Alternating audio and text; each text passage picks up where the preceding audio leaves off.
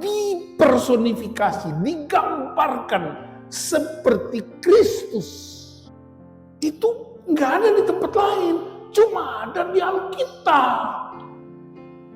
Dan karena itu tindakan pria harus seperti Kristus. Wanita itu digambarkan seperti gereja. Dan gereja adalah benteng utama mencegah alam maut tidak berkuasa. Aku mendirikan jemaatku, kata Yesus, supaya alam maut tidak menguasai. Makanya kandungan wanita menjadi logistik Tuhan untuk melahirkan keselamatan buat bangsa-bangsa. Makanya wanita memberi kehidupan karena hanya dari air susu ibu seorang bayi bisa diselamatkan. Air mata wanita menjadi kekuatan yang mengubah karakter anak-anak. Saya lihat beberapa kali kalau ibu Liur kesal sama anak-anak, dia nggak ngomong, cuma nangis. Nah, air mata keluar itu dua anak bertobat tuh di ruangan. Mereka bertobat bukan karena saya hotbain, tapi lihat maminya sedang nangis. Lihat kekuatan tangisan seorang wanita itu mengubah paradigma keluarga. Dan saya kira banyak pria juga begitu. Ketika istrimu nangis pasti engkau berhenti. Efesus pasal 5 ayat 22 sampai 33. Jemaat yang dikasihi Tuhan Yesus Kristus, setiap tahun gereja di segala tempat memperingati penderitaan Kristus. Apa gunanya untuk kita? Kita sadar betul bahwa kita tidak bisa bebaskan hidup kita dari segala belenggu dosa. Hanya butuh anugerah Tuhan dalam Yesus Kristus. Hari ini kita mau renungkan bagaimana Kristus itu menderita untuk pernikahan. Saya lihat di hari ini banyak anak-anak muda yang belum berkeluarga. Boleh? Yang belum menikah, boleh lambaikan tangannya. Berarti di jemaat kita ini banyak anak-anak muda. Dan kita berdoa supaya sebelum Tuhan Yesus datang, kalian sudah berkeluarga. Amin. Nggak usah cari jauh-jauh ke sana. Di sini kan banyak. Aku cari aja di sini ya. Nah, ini khotbah bukan hanya buat orang yang sudah menikah. Tapi ini khotbah buat kita semua. Karena kita disebut anggota tubuh Kristus. Rasul Paulus menjelaskan ke jemaat Efesus tentang hakikat pernikahan. Dan ini saya mau ingatkan kita semua. Di dunia ini tidak ada sekolah kawin, tidak ada. Tidak ada orang datang melamar, pulang, aku udah lulus universitas kawin, dapat nilai cum laude, tidak ada. Tapi ada sebuah sekolah yang dosennya gratis, uang kuliahnya tidak ada, fasilitas pendukungnya tersedia. Dia bernama suami, istri, atau orang tua. Jadi kita menikah hanya karena melihat dari pengalaman orang tua kita yang sudah menikah. Jadi ini penting untuk mengingatkan anak-anak muda, mengingatkan keluarga-keluarga yang sudah lama berkeluarga, hidup kita adalah universitas terbuka yang mengajarkan nilai-nilai pernikahan Kristen bagi anak-anak kita. Sehingga ada muncul istilah, aku mau nikah tapi cari suami yang seperti papaku. Berarti dia lihat papanya. Aku mau menikah dapat istri seperti mami.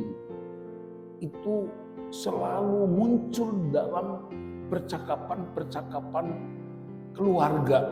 Ada juga yang berkata, aku mau kawin tapi aku nggak mau dapat laki-laki seperti papa itu. Aku nggak mau seperti laki-laki ini.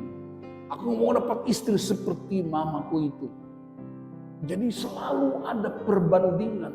Itu berarti pernikahan Kristen adalah sebuah pola regenerasi dari waktu ke waktu.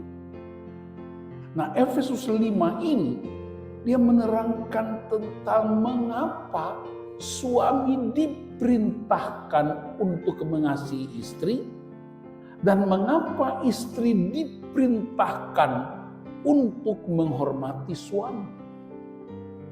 Ada alasannya, ada latar belakang mengapa Paulus tulis ini. Yang pertama, di zaman orang Yahudi, wanita itu dianggap barang. Sehingga pria-pria Yahudi kalau berdoa, mereka bilang begini, aku bersyukur kepadamu ya Allah, karena aku tidak diciptakan menjadi wanita. Jadi wanita waktu itu dianggap kelas rendah, pokoknya barang aja. Bisa dikawinin, bisa diceraikan. Dan itu tertulis dalam kitab Ulangan. Kitab Ulangan bilang, kalau ada wanita yang hidupnya tidak senonoh, boleh diceraikan.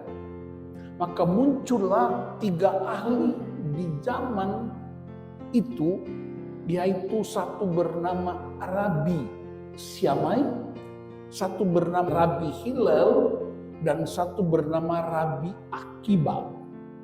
Rabi Syamai bilang begini, seorang wanita bisa diceraikan kalau dia berlaku tidak senonoh. Nah, kata tidak senonoh itu diartikan oleh Syamai kalau wanita itu bicara dengan pria lain dianggap tidak senonoh, boleh cerai. Hillel muncul lagi, kalau istrinya bau ketek boleh cerai. Ada lagi yang kalau makanannya agak sedikit asin, boleh cerai. Di zaman Romawi, kerajaan Romawi, ada satu ahli di waktu dia bilang begini, perempuan itu dikawinin dan diceraikan. Ada satu wanita di zaman Romawi, dia bisa punya suami sampai 23 orang. Karena kawin cerai. Bahkan seorang kaisar, karena ada seorang istri anggota masyarakat yang cantik, padahal lagi hamil 6 bulan, boleh diambil. Lalu suaminya dibunuh. Di zaman Yunani lebih parah lagi. Jadi saudara-saudara, di zaman itu perlakuan terhadap wanita itu sangat tidak terhormat. Panjang sekali ceritanya. Itu sejarah sehingga disebut manusia biadab di zaman itu. Jadi Bapak Ibu perhatikan ayat ini dan anak-anak muda, ayat ini lahir sebagai sebuah jawaban kunci terhadap perlakuan manusia terhadap wanita. Maka Paulus menyampaikan kebenaran ini, bahwa pernikahan Kristen itu beda. Apanya yang beda? Karena sumbernya dasarnya ialah kasih Kristus. Apa bentuk kasih Kristus? Kasih itu termanifestasi melalui penderitaan atau salib. Kalau begitu, siapakah pola untuk pernikahan itu? Kalau tadi saya berkata pola pernikahan anak-anak kita dari orang tuanya sebagai sebuah universitas terbuka, kalau begitu pola pernikahan Kristen mesti berdasarkan apa? Paulus menceritakan, dasarnya ialah hubungan Kristus dan gereja. Wow. Bagaimana caranya?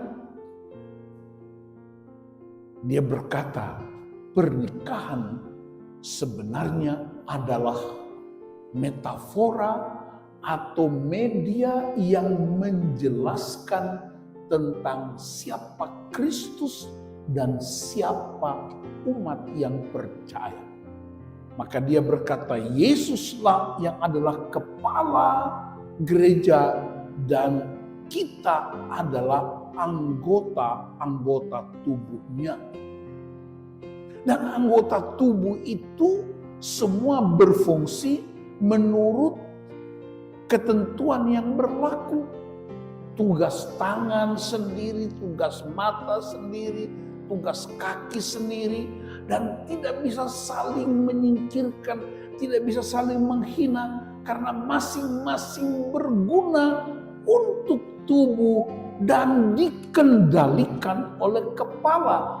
Kepala kita ini itu ada otak kita yang memerintahkan seluruh anggota tubuh untuk mengerjakan tugas masing-masing. Saya kasih contoh. Satu kali mata melihat di sana ada sesuatu yang kuning-kuning, empuk-empuk. Lalu mata lihat, koneknya kemana? Otak. Otak bilang, tangan, tugasmu ambil. Tangan bilang, aku nggak nyampe bos. Otak bilang apa? Kaki, bawa ke sana. Kaki melangkah. Begitu sampai di sana otak bilang, tangan ambil. Tangan ambil. Begitu tangan ambil, otak tanya, tangan bagaimana rasanya? Tangan bilang, rasanya hangat-hangat, empuk-empuk. Lalu otak bilang, tangan, jangan kasih masuk ke mulut. Harus melalui quality control. Siapa? Hidung cium dulu. Begitu hidung cium, dia connect sama kepala. Otak perintahkan, tangan, masukkan ke mulut. Mulut bagaimana? Wih, durian dari Sukabumi. Haleluya. Lihat cara kerja tubuh. Pertanyaannya, ada nggak yang komplain? Tangan bilang, mulut, aku yang ambil kok kamu yang makan. Kaki bilang, kalau bukan aku mana bisa kamu bisa makan. Hidung bilang, tunggu dulu, aku yang periksa layak atau tidak. Tapi karena mulut ini sadar betul siapa dia akan berkata, tenang semua. Otak tenang, mata tenang, tangan tenang, kaki tenang, santai aja, slow aja lah. Aku makan tapi kita semua dapat energinya. Itu artinya tubuh. Itu berarti setiap anggota tubuh tidak bisa saling menghina dan menyingkirkan karena masing-masing punya fungsi. Besoknya mata lihat lagi, kuning-kuning, empuk-empuk. Otak bilang tangan, nggak bisa bos, jauh. Kaki, tangan ambil. Rasanya gimana tangan? Kayak kemarin bos. Kemarin tuh kayak apa? Empuk-empuk, hangat-hangat. Jadi ingat harus melalui quality control. Begitu mau masuk ke cium hidung, hidung bilang, aku nggak mau kerja sama dengan tangan. Kemarin dia korek hidung, hidung berdarah. Jadi hidung tidak mau kerja sama tangan. Tangan bilang, nggak apa-apa hidung. Tanpa kau juga aku bisa langsung tangan masuk ke mulut. Begitu masuk ke mulut bilang, pi. Kenapa? Karena tidak semua kuning itu durian. Hidung bilang rasain, mulut bilang apa? Enggak apa-apa aku makan, tapi kita semua dapat akibatnya. Jadi perhatikan, satu anggota tubuh tidak taat, maka seluruh tubuh dicemari. Satu anggota tubuh taat, maka seluruh tubuh dipermuliakan. Gambaran inilah dalam kitab Efesus disebut gereja itu adalah tubuh Kristus. Gereja itu adalah keluarga Allah. Gereja itu adalah bait Allah dalam Efesus pasal 2. Lalu dia rincikan lagi di pasal 5. Kalau begitu pernikahan itu adalah anggota tubuh yang saling berespons terhadap kepalanya. Siapa kepalanya? Kristus kepalanya. Jadi kalau Kristus kepala itu memerintah untuk memelihara kemuliaan tubuh, maka tidak boleh ada satupun anggota yang bikin gerakan-gerakan tambahan, karena itu akan mencelakakan tubuh. Berarti apa saudara-saudara? Suami, istri, anak-anak, kita semua adalah anggota yang satu kepada yang lain menurut Roma 12 ayat 5. Kita walaupun banyak tetapi adalah anggota tubuh Kristus yang seorang terhadap yang lain. Coba lihat kiri kanan, bilang I love you. Bilang suami istri, jangan bilang sama istri orang. Nah, perhatikan ini saudara. Dalam pengajaran itulah Paulus bilang, hai istri, tunduklah kepada suamimu seperti engkau sedang beribadah kepada Tuhan. Kenapa? Supaya mereka terikat, karena wanita pada waktu itu dianggap rendah. Tapi karena wanita-wanita ini sudah percaya kepada Kristus, maka dia tunduk pada suami seolah-olah dia sedang beribadah kepada Tuhan. Ayat berikutnya bilang begini, dalam segala sesuatu. Segala sesuatu di situ artinya semua yang bersumber dari kebenaran Allah, semua yang datang dari firman Allah, semua yang sesuai dengan kehendak Allah, karena yang diperintahkan adalah mereka yang sudah percaya kepada firman Allah. Jadi standar segala sesuatu itu firman Allah. Suami digambarkan seperti Kristus yang mengasihi.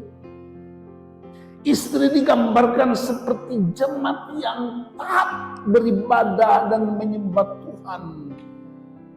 Hanya itu yang bisa dipakai untuk menggambarkan hubungan manusia dengan Tuhan. Jadi Bapak Ibu, saudara-saudara khususnya yang sudah berkeluarga dan anak-anak muda, perhatikan baik-baik pengajaran ini.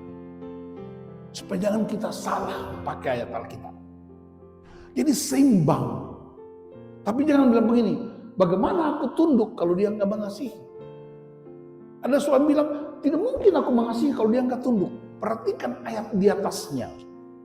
Ayat 21. tunduklah seorang kepada yang lain di dalam takut akan Kristus.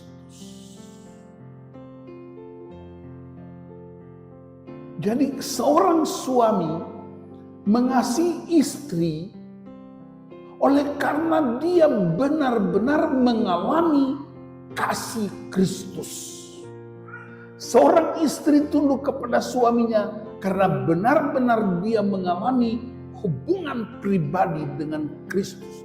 Berarti suami istri adalah anggota tubuh yang taat pada otoritas kepala.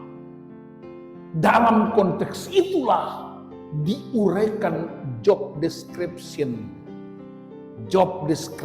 masing-masing, fungsi masing-masing, kewajiban masing-masing. Dan untuk membangun komunitas yang macam begitulah Yesus harus ambil tindakan supaya hubungan ini kuat. Yesus bersedia untuk menderita bagi tubuhnya sendiri. Itu dahsyat sekali. Kita pikir Yesus cuma mati buat saya pribadi. No. Bukan hanya itu. Yesus tidak hanya menderita karena politik di zaman itu. Dia menjalani penderitaan, salah satu yang paling utama ialah hubungan suami istri. Karena hanya itu satu-satunya yang bisa menggambarkan hubungan umat Tuhan dengan Tuhan sendiri. Ayat 32, rahasia ini besar, tetapi yang aku maksudkan ialah hubungan Kristus dan jemaat. Rahasia apa? Rahasia pernikahan. Itu sebabnya pernikahan tuh nggak boleh main-main. Dia harus kuat. Gedung gereja ini berdiri kokoh. Bukan karena doa-doa kita, nggak ada urusan sama doa. Karena ada gedung yang tanpa doa juga kuat. Gedung ini berdiri kokoh bukan karena kita rajin menyembah Tuhan. Dia berdiri kokoh dan kuat karena fondasinya dibangun begitu luar biasa untuk membuat gedung ini berdiri kokoh. Nah, fondasi masyarakat kita adalah pernikahan. Itu sebabnya sejak awal di Kejadian 1, Tuhan sudah perintahkan, baiklah kita menjadikan manusia menurut gambar dan rupa kita. Diciptakannya dia laki-laki dan perempuan. Lalu Allah memberkati mereka. Bahwa penderitaan Kristus itu menjadi alasan utama untuk kita hidup dalam kesetaraan, keharmonisan. Bahwa Kristus mati untuk keluarga, Kristus mati untuk pernikahan. Karena hanya itulah kekuatan yang bisa menerangkan hubungan Allah dan manusia di dunia sepanjang masa. Itulah sebabnya ketika pernikahan tidak benar, Kristus dicemarkan sama seperti tangan yang tidak mau bekerja sama dengan hidung dan dia kasih masuk ke mulut dan akhirnya akibatnya fatal. Tanpa ada enggak keluarga yang sempurna? Tidak ada. Tapi keluarga yang benar ada. Kesempurnaan akan terjadi waktu Yesus datang kedua kalinya. Tetapi kita sedang berjuang menuju kesempurnaan dengan cara hidup benar. Bagaimana cara hidup benar? Tangan kerjakan bagianmu. Kaki kerjakan bagianmu. Mulut kerjakan bagianmu. Tapi semua yang dikerjakan dalam rangka kepala tetap dipermuliakan. Untuk itulah Yesus menderita. Itulah sebabnya dia perintahkan, hai suami, kasihilah istrimu seperti Kristus mengasihi jemaat. Jadi bapak-bapak kita mesti berbangga karena kita dipersonifikasikan seperti Kristus. Wow. 1, 2, 3. Saya ulangi. Bapak-bapak. Halo bapak-bapak. Anda dipersonifikasikan seperti Kristus. Itu nggak ada di tempat lain. Cuma ada di Alkitab. Pria dipersonifikasi, digambarkan seperti Kristus. Dan karena itu tindakan pria harus seperti Kristus. Apa? Mengasihi. Apa yang cara mengasihinya? Berkorban demi dan atas nama tubuhmu. Korban apa? Korban perasaan. Filipi 2 berkata, hendaklah kamu dalam hidupmu bersama menaruh pikiran dan perasaan yang juga terdapat dalam perasaan Kristus. Maka ketika jemaat mengalami problem, Kristus ikut merasakan penderitaan itu. Kalau dulu saya bilang, itu aja kok nangis. Terus Ibu Nana bilang, tapi nggak ngerti sih perasaan wanita. Itu langsung saya down. Jadi pria-pria kalau istrimu lagi galau, jangan bilang, itu aja kok. Itu serius. Jadi pria diperintahkan untuk mengasihi istri, rela berkorban. Mengapa? Karena Kristus berkorban. Kalau Anda tidak mau, copot itu identitas Kristen itu, karena Kristen artinya Kristus kecil. Kalau Anda tidak berlaku seperti Kristus, berhentilah jadi orang Kristen. Karena Anda dipersonifikasikan, digambarkan seperti Kristus. Wow, itu enggak ada di tempat lain. Banggalah kita bahwa kita personifikasi Kristus. Amin. Amin Bapak-Bapak. Anak-anak muda, amin. Coba pria-pria muda yang belum berkeluarga boleh lambaikan tangan. Orang di sebelah kasih tahu sama dia, kamu personifikasi Kristus. Amin. Sekarang wanita. Wanita digambarkan di gereja. Ini keren banget ini. Wanita itu digambarkan seperti gereja. Dan gereja itu banyak sekali problematikanya. Problemnya apa? Anak, suami, mertua, ponakan, semuanya campur aduk. Kalau pria mah gampang aja. A, B, C. Tapi pria nggak tahu kalau wanita itu sedang memikirkan bagaimana 5.000 rupiah bisa diolah untuk dimakan oleh keluarga. Dan itu sebabnya firman Tuhan menggambarkan wanita itu seperti gereja. Dan gereja adalah benteng utama mencegah alam maut tidak berkuasa. Aku mendirikan jemaatku, kata Yesus, supaya alam maut tidak menguasai. Makanya kandungan wanita menjadi logistik Tuhan untuk melahirkan keselamatan buat bangsa-bangsa. Makanya wanita memberi kehidupan karena hanya dari air susu ibu seorang bayi bisa diselamatkan. Air mata wanita menjadi kekuatan yang mengubah karakter anak-anak. Saya lihat beberapa kali kalau ibu liur kesal sama anak-anak, dia nggak ngomong, cuma nangis. Nah air mata keluar itu 2 anak bertobat di ruangan dalam kamar. Mereka bertobat bukan karena saya khotbahin, tapi lihat maminya sedang nangis. Lihat kekuatan tangisan seorang wanita itu mengubah paradigma keluarga. Dan saya kira banyak pria juga begitu. Ketika istrimu nangis pasti engkau berhenti bertindak.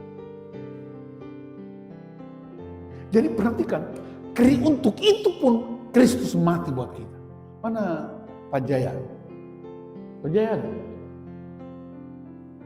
Fani pernah nangis? Pernah. Waktu dia nangis, kamu masih tetap main bola atau berhenti? Berhentilah. Iya dong. Tapi jangan juga nangis sembarangan. Karena tidak semua tangisan membuat orang berubah. Tapi dari hati yang hancur. Itulah sebabnya gereja harus tunduk kepada Kristus. Wanita tunduk kepada suami. Sekali lagi jangan dipisahkan dua frase ini. Jangan. Dia harus utuh. Maka anak-anak muda jadi pria-pria muda. Ingat ketika Anda menikah. Anda ingat. Aku personifikasi Kristus.